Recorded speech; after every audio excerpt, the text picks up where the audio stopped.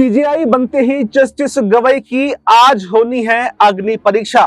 क्योंकि जब से यहां पर सीजेआई खन्ना ने 5 मई को वक्फ बिल को टाल दिया था, तभी से सबकी नजर जो है वो 15 मई पर बनी हुई है, क्योंकि सबसे अहम मुद्दा इस वक्त देश के अंदर चल रहा है वो है वक्फ का मुद्दा। हालांकि सिर्फ वक्फ ही नहीं, कई बड़े बड़े केस भी ऐसे अभी पेंडिंग हैं जो यहाँ पर जस्टिस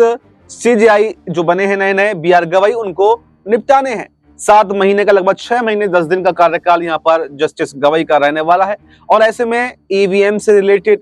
और कई बड़े बड़े ऐसे केंद्र सरकार से जुड़े हुए मुद्दे हैं जो खुद सीजेआई को निपटाने हैं। तो ऐसे में यहाँ पर जस्टिस गवई का कार्यकाल कई मायनों में अहम माना जा रहा है, और उनकी शुरुआत ही अग्नि परीक्षा से हुई है, यानी कल ही उन्होंने शपथ ली है, सही से कार्यभार भी नहीं संभाला है, और आज ही यानी 15 मई को अब उन्हें वक्फ पर सुनवाई करनी है। और वक्फ कोई छोटा मोटा मुद्दा तो है नहीं, ये देश भर में गूंजता हुआ मुद्दा है, जिसके ऊपर 100 से ज्यादा याचिकाएं जो हैं वो सुप्रीम कोर्ट में लगाई गई। हालांकि जस्टिस खन्ना ने यह साफ कर दिया था कि सिर्फ 5 याचिकाओं पर ही सुनवाई होगी, सबको एक तय कर लिया जाए, एक पीठ बना करके सब अपने जो मेन पॉइंट हैं वो इन 5 याचिकाओं में जोड़ दें, उसको संशोधित कर दें। लेकिन चूंकि 100 फाइलों को पढ़ना मुमकिन नहीं है, इसलिए हम सिर्फ 5 पर सुनवाई करेंगे। और उन्होंने 16-17 अप्रैल की सुनवाई में धमाकेदार सुनवाई की, उसके बाद में केंद्र सरकार को झटका भी दिया। लेकिन 5 मई को उन्होंने जल्दबाजी के चलते जो आरोप उन पर लगाए गए थे कि जल्दबाजी में फैसला करने की कोशिश कर रहे हैं, क्रेडिट लेने की कोशिश कर रहे हैं, निष्पक्ष तरीके से काम नहीं कर रहे हैं, तो उन्होंने इन आरोपों को दरकिनार करते हुए एक मौका बीजेपी को और दे दिया, एक ट्रोलर्स जो थे उनको एक समय और दे दिया कि मैं निष्पक्ष हूं, और अगर मुझ पे आपको लगता है, मुझ पे आपको भरोसा नहीं है, तो मेरे बाद जो भी सीजेआई आएंगे वो भी उसी तरह का फैसला लेंगे जो मैंने लिया है। और जस्टिस बी आर गवई जो नए सीजेआई बने हैं वो कई मायनों में अहम है, क्योंकि आपको बताएं देश में आजादी के बाद में दूसरे दलित सीजेआई हैं, और पहले ही बौद्ध धर्म को मानने वाले सीजेआई हैं, यानी वो बौद्ध धर्म को भी मानते हैं। तो ऐसे में और उनका अगर जीवन की बात करें तो बहुत छोटे कस्बे से, छोटे शहर से वो आते हैं, नीचे उन्होंने झुकी झोपड़ी में रह करके अपना बचपन जो है वो बिताया है। तो ऐसे में जस्टिस बी आर गवई ने निचली सीढ़ी से लेकर आज इतने बड़े मुकाम तक पहुंचे हैं, और इस मायनों में अगर देखा जाए तो उन्होंने काफी ज्यादा स्ट्रगल अपनी जिंदगी के अंदर किया, सामाजिक न्याय, आर्थिक न्याय, और किस तरह से उन्होंने अपने जो है जिंदगी की शुरुआत की, पहले वकालत की, डिग्री हासिल की, उसके बाद में मुंबई हाई कोर्ट के जज बने, उसके बाद में 2019 के बाद में वो सुप्रीम कोर्ट के जज हैं, और 23 नवंबर को ही वो रिटायर हो, यानी 6 महीने 10 दिन का लगभग कार्यकाल जो है उनका रहने वाला है। तो ऐसे में सबकी निगाहें आज वक्फ को लेकर बनी हुई हैं, क्योंकि सारा देश का मुसलमान है, ये तमाम विपक्षी पार्टियां हैं, वो वक्फ पे जो है काफी ज्यादा संघर्ष कर रहे हैं, क्योंकि उन्होंने बात लोकसभा में भी उठाई, राज्यसभा में भी विरोध किया,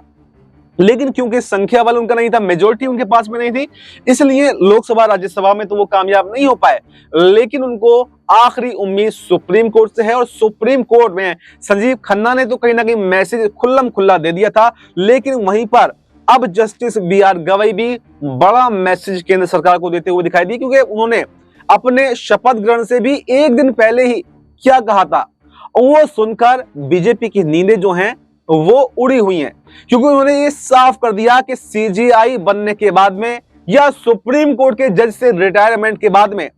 किसी को भी, कोई भी जो है सरकारी नियुक्तियों में अपना योगदान नहीं देना चाहिए। और उन्होंने ये साफ कर दिया कि मैं तो कोई भी पद जो है वो नहीं लूंगा, ना सरकारी ना गैर सरकारी, क्योंकि अगर आप कोई पद लेते हैं तो एक तो न्यायपालिका की निष्पक्षता पर सवाल उठते हैं, आपका निजी लाभ उसमें दिखता है, और सीजेआई अपने आप में एक सर्वोच्च पद है, इससे बड़ा पद है नहीं। तो आप अगर इससे छोटे पदों पर जाते हैं तो कहीं ना कहीं इस पद का अपमान भी है। तमाम तरीके से उन्होंने स्पष्ट कर दिया कि वो लालच में आने वाले नहीं है, वो झुकने वाले नहीं है, वो दबने वाले नहीं है। जब आपको कोई लालच नहीं होगा किसी पद का, कोई पैसे का, किसी चीज का, तो फिर आप निष्पक्ष तरीके से काम करेंगे। और उन्होंने खुद ये कह दिया कि निष्पक्षता पर सवाल उठता है अगर कोई जज जो है रिटायरमेंट के बाद में, सीजेआई रिटायरमेंट के बाद में कोई पद ले लेता है। उनका इशारा शायद उस तरफ था जो 2019 में राम मंदिर का फैसला सुनाने के बाद में रिटायरमेंट के फौरन बाद रंजन गोगोई ने राज्यसभा का पदभार संभाल लिया। और अभी हाल ही में आपने देखा होगा कि एक